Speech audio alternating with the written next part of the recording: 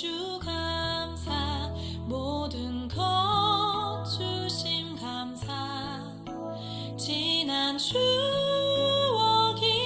감사 주 내 곁에 계시네 향기로운 봄철의 감사 외로운 할렐루야. 예, 오늘도 좋은 날입니다. 8월 첫째 주일입니다. 예, 끝까지 이 여름, 이 더운 날씨를 견디시고 이기시고 은혜 가운데 풍성한 은혜의 삶이 펼쳐지기를 바랍니다. 오늘 말씀은 구약성경 897면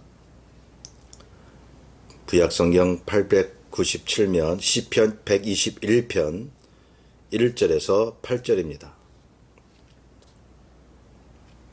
제가 봉독합니다. 내가 산을 향하여 눈을 들리라. 나의 도움이 어디서 올까? 나의 도움은 천지를 지으신 여호와에게서로다.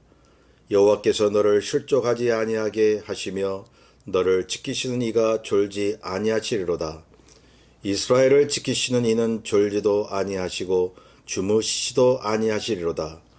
여호와는 너를 지키시는 이시라. 여호와께서 내 오른편에서 내 그늘이 되시나니 낮에 해가 너를 상하게 하지 아니하며 밤에 달도 너를 해치지 아니하리로다. 여호와께서 너를 지켜 모든 환난을 면하게 하시며 또 내 영혼을 지키시리로다.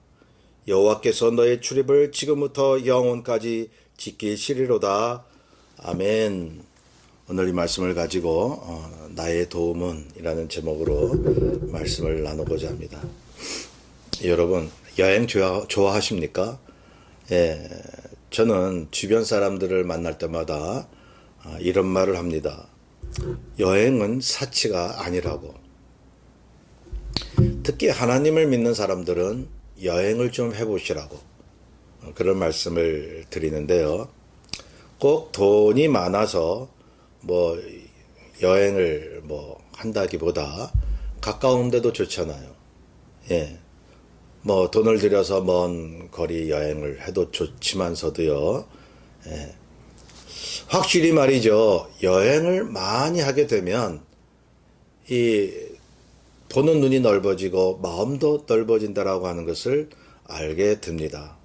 건강해지죠.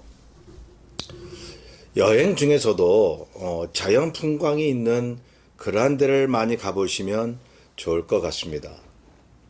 제가 사는 이 워싱턴 주에는 산과 바다가 주변에 펼쳐 있습니다. 그야말로 신앙의 명상을 할 수 있는 아주 좋은 지역이라고 생각을 합니다. 이 워싱턴 주에는 해발 4,392m나 되는 1년 중 녹지 않는 설산이 있습니다. 바로 레니어 산이라고 하는 곳입니다. 그 밖에도 수많은 산들이 있는데요. 저는 한 7, 8년을 매주 등산을 했었습니다. 전도할 겸, 또 운동도 할 겸, 또 자연의 여러 가지 경관을 보면서 하나님의 호흡을 느낄 겸, 여러 가지 이유가 있었죠. 자, 레니어 산을 올라갈 때였습니다. 새벽에 눈신을 신고 올라가는데요. 정상 바로 밑에 있는 캠피묘라고 하는 데를 올라가는데요. 올라가는 데만 장장 5시간이 걸렸습니다. 푹푹 빠지는 그런 눈을 밟고 올라가는데 가도 끝이 없습니다. 목적지가 바로 저기 보인다 하면 점점 멀어지는 거예요. 여러분 등산을 해보신 분 아시죠? 제가 군 생활을 33개월을 했는데 군 생활이 평생일 것 같았어요. 그런 기분이었습니다. 목적지가 눈에 보일 듯 하면서도 올라갈수록 점점 멀어지는 것 같았습니다.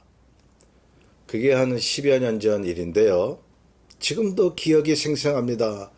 너무 힘들었죠. 마침내 목적지에 다다른 순간 같이 갔던 일행과 저는 환호성을 질렀습니다. 야 하고요. 몇 시간 동안에 지옥 같았던 육체의 고통이 순식간에 사라지고 마치 천국에 와 있는 기분이었습니다. 황홀한 광경이 제 눈앞에 펼쳐진 거예요. 워싱턴주의 모든 산이 제 눈 아래에 있었습니다. 주변에 설산과 설산들을 감싸고 있는 구름이 있었습니다. 파란 하늘조차도 제 발 밑에 있는 것 같은 느낌이었습니다. 계속 이어지는 산맥의 파노라마가 펼쳐졌습니다. 꿈을 꾸는 것 같았어요. 지구상의 모든 땅이 제 마음과 눈 속에 담겨져 있는 것 같았습니다. 손만 뻗으면 닿을 것 같은 하늘과 구름이 제 앞에서 한 편의 드라마를 연출하고 있었던 겁니다. 360도 사방이 모두 그러했어요. 표현할 수가 없었습니다. 내 몸을 회전하면서 사방을 둘러봐도 동일한 광경이었습니다. 저는 생각했죠. 이래서 사람들이 등산을 미친 듯이 하는구나.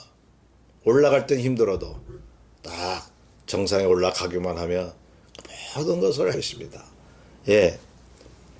어떤 분은 고산증에 그 풍광에 도취되어서 좀처럼 내려갈 생각을 하지 않고 있습니다. 등산객들의 눈에 들이온 하늘과 산, 구름들이 그들을 어느 순간 세상의 모든 근심 염려를 잊게 했던 것입니다. 어떤 사람들은 사진을 열심히 찍고 노래를 부르기 시작했습니다. 그때였습니다. 갑자기 저는 인간이 감히 흉내낼 수 없는 대자연의 광경 앞에 초라해지기 시작했습니다. 뭐라 표현이 되지 않는 저만의 영혼의 세계를 느끼고 있었다고 할까요? 저도 모르게 이런 말이 나왔습니다. 주님이라고요. 그때 하나님께서 제게 말씀하시는 순간이었습니다. 제 마음 깊숙이 이런 음성이 들렸습니다. 대자연을 지으시고 우주 만물을 주관하시는 하나님의 권능 앞에 인간의 그 어떤 고통이 있다 한들 그게 별 문제가 되겠는가라고 하는 것이었습니다. 그때만 해도 제가 이민을 와서 많은 문제로 고민하고 있었거든요. 아무도 알아주지 않고 아무도 도와줄 수 없는 저의 문제들 투성이었습니다. 그래서 저는 그 자리에서 기도했죠. 주여, 이 엄청나고 표현할 수 없는 하나님의 창조 능력과 주권 앞에 이 작은 한 몸을 맡기기를 원하나이다. 제가 무엇을 하는 게 아니라 그냥 주님의 주권 앞에 맡기고 따라가게 도와주옵소서 라고요. 모든 만물을 지으시고 인간이 미쳐 다 생각할 수 없는 우주의 세계를 만드신 하나님 앞에서 내가 무엇을 해보겠다고 아둥바둥 되는 게 그 자체가 코미디 아닙니까? 저는 그때 산 위에서 무력증을 느꼈어요. 체력이 딸려서가 아니고 제가 그동안 스스로 무엇을 해보겠다고 하는 것 자체가 마치 개미가 자동차를 밀어보려는 것 같은 어리석음이었다는 생각에 사무쳤기 때문입니다. 주님 앞에서는 내 자신이 너무 초라한 거예요. 보잘것없는 존재임을 다시 한번 느끼는 순간이었죠. 그리고 이런 믿음이 생겼습니다. 이 엄청난 자연에도 하나님의 숨결이 있고 그 대자연도 하나님의 뜻에 따라 어린아이처럼 순종하고 있으니 자연의 일부인 나도 주님 안에 있기만 하면 하나님이 대자연에게 부여하신 그 권위와 신성을 하나님으로부터 받을 수 있다는 사실을요. 그 자연을 바라만 보고 있어도 하나님이 나에게 주시는 메시지를 들을 수 있었던 거예요. 여러분, 자연의 특징이 있지 않습니까? 그 자체가 웅장하고 아름답습니다. 그 어느 누구도 바꿀 수가 없습니다. 그 웅장함 속에는 하나님의 신실하심이 있습니다. 또한 자연은 하나님의 뜻을 어기지 않습니다. 자연은 인간에게 이로움을 줍니다. 자연은 하나님의 모든 섭리를 대변해 줍니다. 성도 여러분, 그런 걸 보면서 그리스도 안에 있는 우리는 그 자연보다 더 고귀한 존재로 하나님께 사랑받고 돌보심을 받는다는 것을 믿으십니까? 이렇게 하나님의 웅장하심과 신실하심을 나타내는 자연의 호흡과 함께 저의 영혼에 숨을 쉬기 시작하면서 아무리 우주와 자연 만물이 대단하더라도 하나님의 자녀보다는 못하게 하신 그 하나님의 사랑과 관심을 느끼면서 저의 근심과 걱정이 일시에 사라지는 경험을 그때 한 것입니다. 산을 내려올 때는 어떻게나 마음이 좋았는지요. 눈신을 신었는데도 막 눈속에 푹푹 빠지는데도 뛰다시피 내려와서 4시간도 안 걸렸습니다. 자, 본문 시편은 성전에 올라가는 노래라고 되어 있습니다. 이 시는 예루살렘에 올라가는 순례자들이 인생의 위기와 두려움 속에서 하나님의 보호하심과 인도하심을 확신한 노래인 것입니다. 예루살렘은 해발 750m나 되는 산지에 위치해 있는데요. 어디서 출발하든지 험한 경사와 산악지대를 통과해야만 했습니다. 그 길에 강도와 야생동물의 위협이 있었던 겁니다. 또한 위험한 길도 있었습니다. 그리고 가는 길에 고지대에 바알과 아세라 같은 이방 신상들이 있었습니다. 또한 낮에는 뜨거운 햇볕, 밤에는 기온이 하강해서 극심한 추위가 있었습니다. 예루살렘에 올라가면서 순례자들이 생각했죠. 자신의 인생의 문제들, 가는 길에 강도와 험난한 길에 대한 염려들, 이방 종교의 위협과 더위와 추위 등으로 인해서 본능적으로 불안과 두려움이 느껴졌던 겁니다. 성전에 올라가면서 하나님을 만나러 가면서 주변의 온갖 위험으로 공포를 느낀 거예요. 하나님에 대한 기대감과 또 세상 속에서의 근심과 두려움, 이게 병행이 되잖아요. 여러분 그렇지 않습니까? 우리가 주님을 믿는 신앙의 길에도 온갖 위협과 어둠 권세의 공격이 있다는 사실을 말입니다. 주님을 믿는데 동시에 두려워하는 우리의 삶은 어찌 보면 참으로 모순의 삶을 살고 있는지도 모릅니다. 그렇잖아요. 예루살렘에 있는 성전을 향해 가는 이 사람들이 예배를 드리러 가면서도 두려움이 있으니 모순된 거잖아요. 그러면서도 하나님이 지금 나와 함께 하신다는 믿음을 갖고 있었다는 얘기입니다. 두려움이 있지만 그 두려움 때문에 하나님에 대한 믿음이 생기는 거예요. 예루살렘을 향해 가면서 이런 고백을 한 것입니다. 본문에 내가 산을 향하여 눈을 들리라. 나의 도움이 어디서 올까? 나의 도움은 천지를 지으신 여호와에게서로다. 당시 하나님께 예배 드리려면 절기마다 예루살렘 성전까지 가야만 했는데 가는 도중에 위협 때문에 마음이 불안하니까 성전에 아직 도달하지 못했어도 하나님을 만나는 순간을 지금 가져야만 했던 거예요. 여러분, 그러므로 우리가 천국 가서 주님 만나기 전에도 이 땅에서 주님을 순간순간 만나야 합니다. 가는 동안에도 하나님을 만날 수 있는 그 신앙, 그것은 주변에 널려있는 산들을 바라보았던 것입니다. 변할 수 없는 자연을 바라보고 그 산들을 지으신 하나님을 바라보았던 것입니다.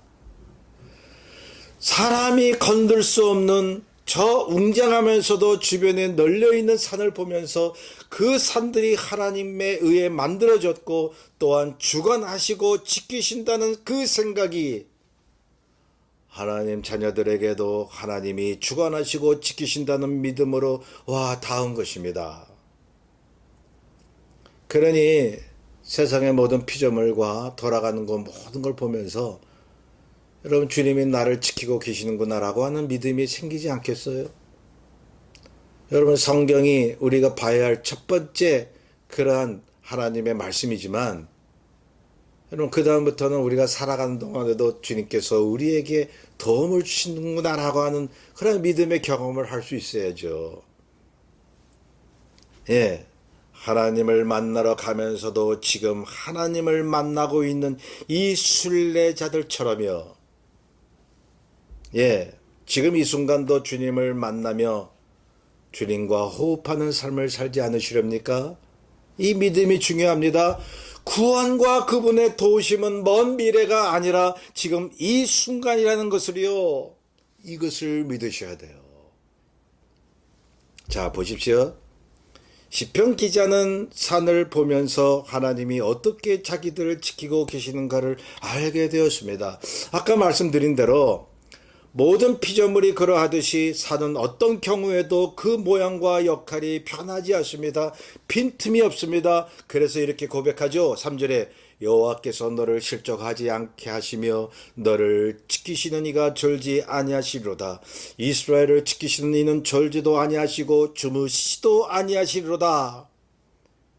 산이 말이죠. 아무리 강한 바람과 폭우를 만나더라도 전에도 지금도 앞으로도 그 자리에 있고 제 기능을 다하듯이 우리를 지으신 하나님께서는 중단 없이 실수 없이 우리를 지키신단 말이죠. 우리가 넘어지지 않도록 산처럼 우뚝 서게 하신다는 말이죠. 그걸 믿으셔야 돼요. 또 보십시오. 산을 보며 그늘이 되신 하나님을 생각합니다. 근데 말이죠. 사실 이스라엘 산들은 나무가 없어요. 그냥 민둥산이에요. 벌거숭이 산이에요. 그래서 여기서 보면 반대 개념으로 사용한 것입니다. 비록 산을 바라보아도 나무가 없고 그늘이 없지만 그 산을 지으신 하나님께서는 산보다 귀한 당신의 자녀들의 그늘이 되어주신다고 고백하고 있는 것입니다. 나무 그늘 하나 없는 떼약볕의 산길을 걸어가는 이 순례자들 생각해 보세요. 그렇게 떼약볕의 산길을 걸어도요. 환경이 그러해도 하나님은 우리의 그늘이 되어주신다는 거예요. 이게 얼마나 위대한 고백입니까? 하나님이 친히 그늘이 되어서 머리 위를 가려주신다는 역설적인 은혜의 표현을 하고 있는 것입니다. 우리도 이러한 표현, 이 믿음의 표현을 하고 있습니까? 하나님께서는 이스라엘 백성 40년의 광야 생활 동안 그늘이 없는 사막을 걷게 하셨습니다. 거기에는 나무가 거의 없습니다. 가끔 어쩌다가 오아시스가 있어도 보통 지역에는 나무 한 그루 없어요. 풀은 조금씩 있습니다만은 그것도 이슬 먹고 자라나는 그런 풀이고요. 자, 연중 비 오는 날이 0%입니다. 도무지 사람이 살 수 없는 황량한 사막인 것입니다. 그런데 왜 그 길로 인도하셨을까요? 왜냐하면 친히 그늘이 되어주시려고, 친히 물을 주시려고, 그래서 낮에는 햇볕의 뜨거움을 막아주시려고 구름 기둥을 보내주신 거예요. 밤의 추위를 막아주시려고 불기둥을 보내주신 거예요. 또 친히 반석에서 물을 뿜어내신 것입니다. 그렇죠. 낮에 그늘이 없고 밤에 온기도 없는 장소로 인도하실 때는 분명히 하나님께는 그만한 이유가 있는 거예요. 하나님께는 그만한 생각이 있으시겠지.